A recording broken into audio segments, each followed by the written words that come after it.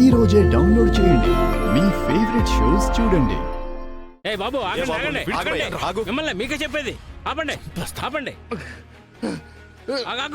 ఆగమంటుంటే నీకే చెప్పేది ఆగు. ఏ బాబు ఆగవయ్యా, ఆగు. ఆగు. అసలు ఏం జరిగింది? రేయ్, ఏం జరిగింది చెప్పవయ్యా నన్ను ఆపకండి. ఈ రోజు వీడి శవాన్ని చూడాలి. ఏయ్, ఆగవయ్యా. ఆగయ్యా. నువ్వు రఘురామ్ గారి మేనల్లుడు కావచ్చు, అయితే మాత్రం ఏంటి దౌర్జన్యం? గొడ్డును బాదినట్టు బాతున్నాడు సార్. ఏడ్చులను ఎందుకు ఇలా కొడుతున్నావు? ఇలాంటి వెధవులు బ్రతకూడదు. రేయ్, ఏం చేశారో ముందు చెప్పవయ్యా. నేనేం చేయలేదు. ఆడి పెళ్ళ నా గెస్ట్ హౌస్కి వస్తే అది నా తప్ప? తన గురించి తప్పుగా మాట్లాడితే నాలుక కోస్తా. ఇది మరీ అన్యాయం. తను నాతో ఉండాలని ముచ్చట పడుతుంటే వీడి పిచ్చోళ్ళ నన్ను కొడుతున్నాడు. ఆ రోజు నీ కళ్ళ ముందే కదా నీ పెళ్ళం ఐస్ క్రీమ్ తినడానికి నా దగ్గరకు వచ్చింది.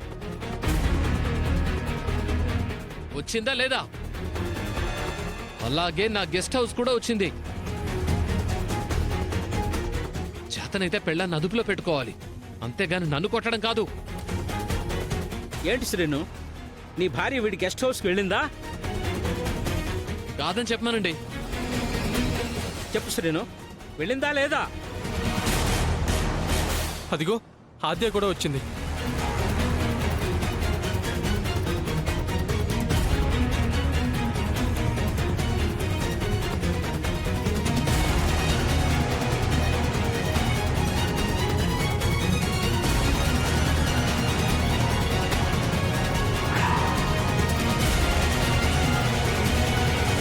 చెప్పు శ్రీను, మాట్లాడవే.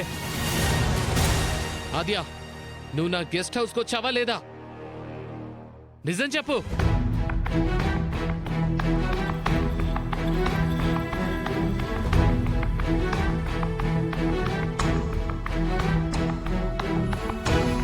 వీళ్ళిద్దరూ మౌనంగా ఉన్నారంటే ఏంటి అర్థం? అంతే కదా, అర్థం చేసుకోడు వీడు. ఏంటి శ్రీను ఇది? 10 మందిలో పరువు తీసుకోవడం కాకపోతే ఇంటి గుట్టు బజార్ను వేసుకుంటారా? కట్టుకున్న భార్య 100 తప్పులు చేసినా చప్పుడు కాకుండా సర్దుకోవాలి గాని ఇలా రచ్చ చేసుకుంటారా?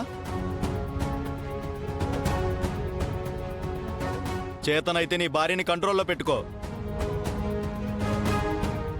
అది చేయలేవు కానీ నీకే పౌరుషం ఉన్నట్టు రెచ్చిపోయి అలా కొట్టేస్తే ఎలా? వీళ్ళ మేనమామేమో అందరు పంచాయతీలు తీరుస్తాడు, ఇతనేమో పెళ్ళం వల్ల నడి రోడ్డు మీద పంచాయతీకి ఎక్కుతాడు.